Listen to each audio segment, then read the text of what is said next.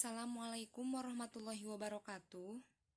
Kami dari kelompok 10 akan menyampaikan materi tentang permasalahan sosial emosional anak usia dini yang beranggota Santi Lutfiah, Siti Masitoh, dan Siti Sapaat. Pengertian permasalahan sosial emosional anak usia dini. Permasalahan sosial emosional anak usia dini adalah anak yang memiliki perilaku normatif pada sosial emosional yang dilihat dari tingkat perkembangannya atau menyesuaikan diri baik dalam waktu belajar maupun dalam aktivitas bermain di sekolah atau di rumah. Menurut Dwijo Saputro, permasalahan anak dilihat dari 1. Frekuensi, yaitu perilaku yang menyimpang. Maksudnya, seberapa banyak tingkah laku anak yang menimbulkan munculnya masalah. Contohnya anak marah 1 kali dalam waktu 2 atau 3 minggu, tetapi anak marah setiap hari malah beberapa kali dalam 1 hari.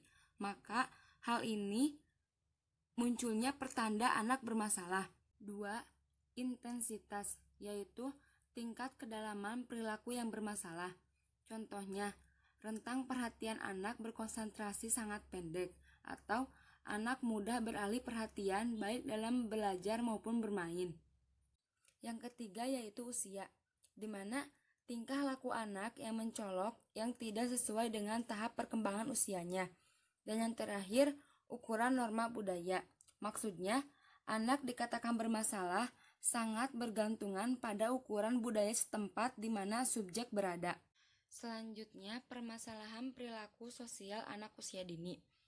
Ada beberapa permasalahan perilaku sosial anak usia dini, diantaranya 1.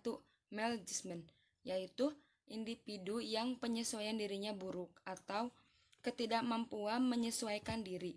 Yang kedua, egosentris, yaitu lebih peduli terhadap diri sendiri daripada orang lain. Mereka ini lebih banyak berpikir dan bicara mengenai diri sendiri. 3. Anak yang terisolasi. Maksudnya, anak yang terisolasi dari lingkungannya. Di sini, anak mengalami masalah penerimaan sosial. Hal ini dapat terjadi karena sikap dan perilaku anak yang kurang disukai teman-temannya atau anak ini sendiri yang tidak suka melakukan interaksi sosial dan menjalin hubungan pertemanan. 4. Agresif, yaitu tingkah laku menyerang baik secara fisik maupun verbal atau baru berupa ancaman dengan adanya rasa permusuhan. Tingkah laku ini seringkali muncul sebagai reaksi terhadap frustasi, misalnya karena dilarang melakukan sesuatu. 5. Negativisme, yaitu perlawanan terhadap tekanan dari pihak lain untuk berperilaku tertentu. 6.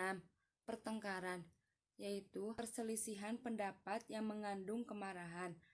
Perilaku ini pada umumnya muncul apabila seseorang melakukan penyerangan terhadap orang lain yang tidak bersalah.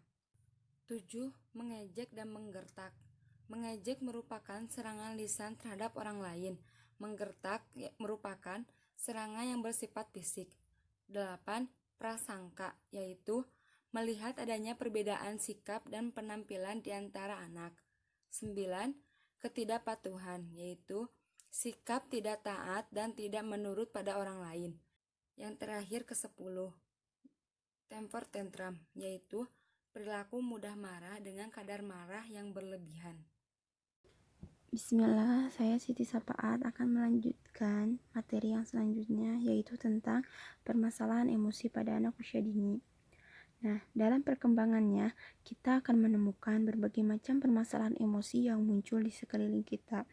Banyak faktor yang menentukan munculnya permasalahan emosi pada anak. Yang paling utama adalah peranan orang tua. Sedangkan menurut Nugraha, jenis-jenis permasalahan emosi yang sering terjadi pada anak adalah sebagai berikut. Yang pertama yaitu kekurangan afeksi. Afeksi dapat meliputi perasaan kasih sayang, rasa kehangatan, dan persahabatan yang ditunjukkan kepada orang lain. Setiap orang mempunyai kebutuhan untuk memberi dan menerima afeksi. Gangguan yang ditimbulkan akibat dari kekurangan afeksi dapat berupa 1. Perkembangan fisik yang terlambat dapat menyebabkan anak depresi. Yang kedua, gagap atau mengalami gangguan bicara. Yang ketiga, sulit berkonsentrasi dan mudah teralih perhatiannya. Yang keempat, sulit mempelajari bagaimana membina hubungan dengan orang lain. Yang kelima, mereka seringkali tampak agresif dan nakal. Yang keenam, kurangnya minat terhadap orang lain, menarik diri, egois, dan penuntut.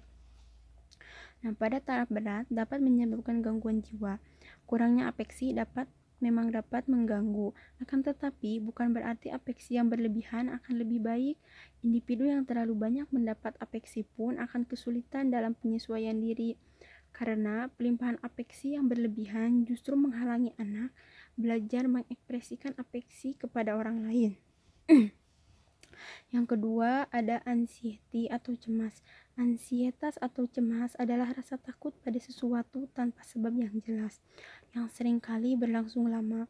Biasanya rasa takut ini juga dibarengi oleh kegelisahan dan dugaan-dugaan akan terjadinya hal-hal buruk, seperti kematian, kecelakaan, dan sebagainya. Pada anak, rasa cemas biasanya terjadi saat ia berusia sekitar 3 tahun.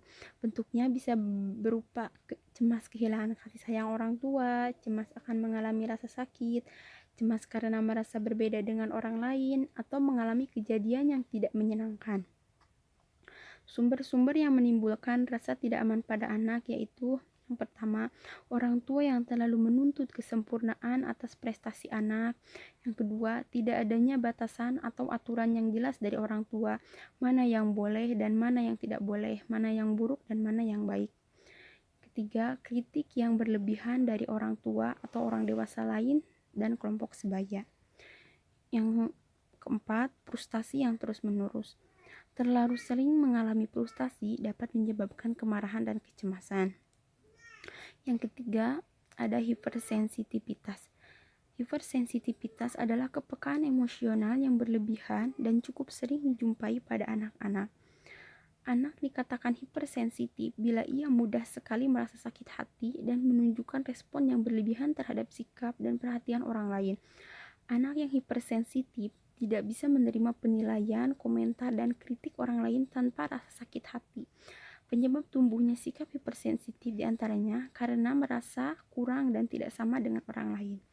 Anak merasa dirinya tidak sepandai, semenarik, atau sepopuler anak-anak lain. Poin selanjutnya ada fobia. Fobia adalah perasaan takut yang irasional terhadap suatu objek yang sebenarnya tidak berbahaya atau tidak menyeramkan. Jadi, tidak ada sumber bahaya yang mengancam secara nyata. Fobia terdiri dari aspek emosi dan tingkah laku. Jadi, penderita fobia biasanya merasakan takut yang amat sangat terhadap suatu objek, kemudian menjerit, lalu berlari, mengunci diri di kamar, atau menampilkan tingkah laku ketakutan. Yang kelima, ada pemalu. Pemalu berasal dari kata malu yang berarti merasa sangat tidak enak atau hina, rendah, dan sebagainya. Karena berbuat sesuatu yang kurang baik atau kurang benar berbeda dengan kebiasaan dan mempunyai cacat atau kekurangan, segan melakukan sesuatu yang karena agak takut dan kurang senang. Sementara pemalu berarti orang yang mudah merasa malu. Yang selanjutnya ada faktor penyebab terbentuknya permasalahan sosial emosional pada anak usia dini. Yang pertama, permasalahan sosial. Nah, beberapa faktor penyebab timbulnya sikap antisosial pada anak antara lain sebagai berikut. Yang pertama, sikap orang tua yang overrated. Orang tua yang overrated akan membatasi ruang gerak anak sehingga anak kehilangan kesempatan untuk mengembangkan keterampilan sosialisasi secara sehat dalam lingkungannya. Yang kedua, sikap orang tua yang pencela, membandingkan dan mencemooh. Orang tua bersikap buruk terhadap terhadapnya, maka anak pun akan meniru dan melakukan hal yang sama. Sikap orang tua yang pencela, membandingkan dan mencemooh anak mencerminkan sikap penolakan terhadap keberadaan anak apa adanya. Yang ketiga, sempitnya kesempatan bergaul dengan anak lain. Lingkungan memiliki potensi yang sangat kaya dalam memberikan pengalaman sosial pada anak, mulai dari pengalaman yang positif maupun pengalaman yang buruk. Jika anak tidak memiliki kesempatan bergaul yang cukup, maka ia tidak memiliki kesempatan untuk mempelajari respon lingkungan terhadap perilakunya ataupun melakukan penyesuaian sosial. Yang keempat, pola asuh otoriter cenderung memicu perilaku antisosial pada anak seperti tumbuhnya sikap pemberontak, agresif, sikap sok kuasa, dan lain sebagainya. Sikap yang keras serta penerapan disiplin yang tidak dijelaskan pada anak hanya akan menimbulkan perilaku yang salah asuh. Yang kelima, lingkungan yang buruk. Secara umum, anak melakukan proses imitasi terhadap lingkungannya tanpa mengenal lebih jauh apakah lingkungan itu baik atau buruk. Jika lingkungan dapat menonjolkan perilaku terpuji, maka anak pun akan mempelajari penerapan dan mengaplikasikan perilaku yang luhur. Sebaliknya, jika lingkungan tersebut kurang baik, maka anak akan tetap menjadikannya sebagai objek imitasi.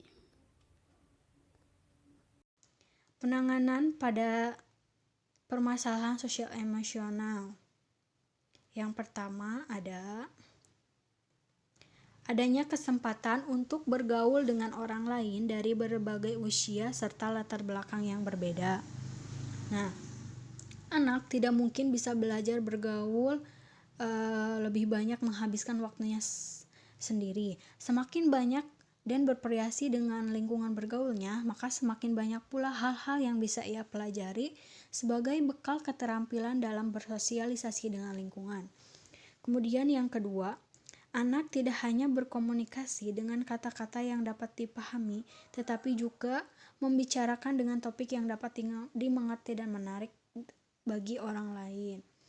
Nah, kadang anak tuh harus diberikan komunikasi sesuai dengan usia anaknya gitu, supaya ia tuh mengerti dan tahu apa hal-hal yang menarik bagi orang lain. Kemudian yang ketiga anak mempunyai motivasi untuk bergaul. Motivasi ini bergantung seberapa besar perolehan kepuasan anak melalui aktivitas sosialnya. Apabila anak mendapatkan cukup banyak kesenangan, penerimaan, dan pengalaman yang mengasyikkan dari lingkungannya, motivasi atau keinginan untuk meluaskan wawasan akan semakin luas. Namun sebaliknya, jika ia lebih banyak mendapatkan kekecewaan, motivasinya untuk bergaul pun semakin berkurang. Yang keempat, adanya bimbingan. Metode yang paling efektif untuk dapat belajar bergaul dengan baik adalah lewat bimbingan dan pengajaran dari orang yang dapat dijadikan model bergaul yang baik oleh anak. Anak memang bisa belajar bergaul sendiri lewat trial ataupun yang lainnya, namun akan lebih efektif bila yang menjadi model adalah orang tua. Kemudian ada upaya guru atau orang tua dalam menangani permasalahan emosional. Yang pertama, jika anak ada masalah, maka guru harus menenteramkannya. Biasanya, anak pencemas butuh ditentramkan oleh orang dewasa yang tenang. Oleh karena itu, orang tua harus tetap tenang bila anak gelisah, rewel, menangis, ataupun pucat atau panik.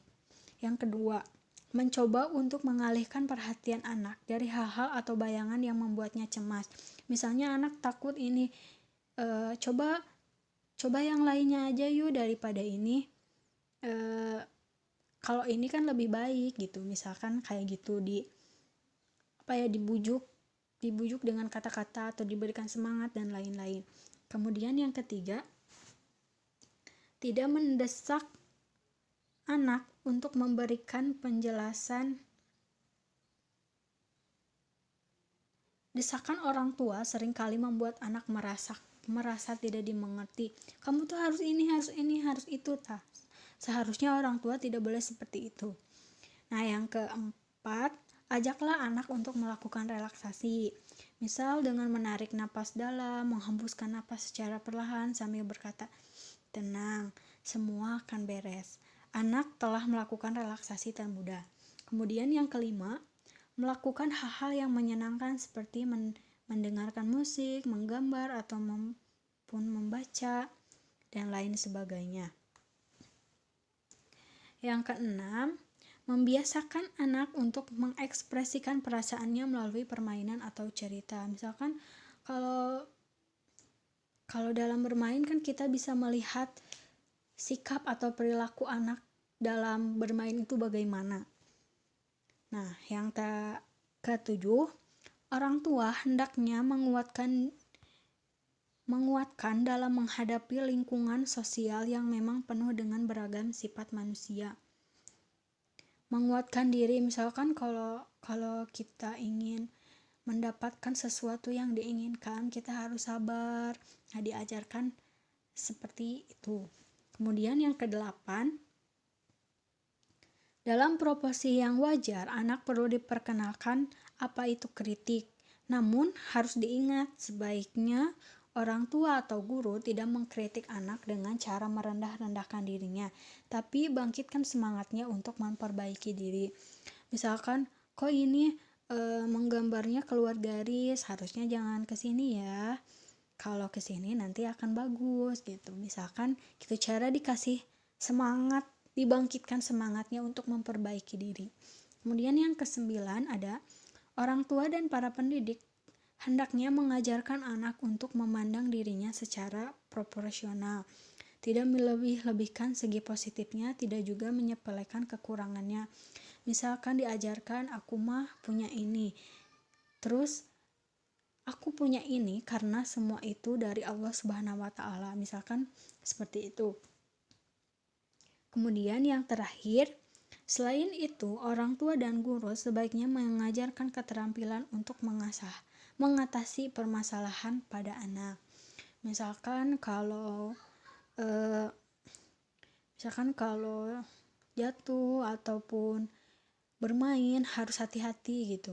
Kayak gitu, diajarkan keterampilan dalam mengatasi masalahnya. Kalau cemas atau takut pada sesuatu, tinggalkan, gak boleh dilanjutkan. Misalkan diajarkan tentang mengajarkan dalam mengatasi masalah pada anak.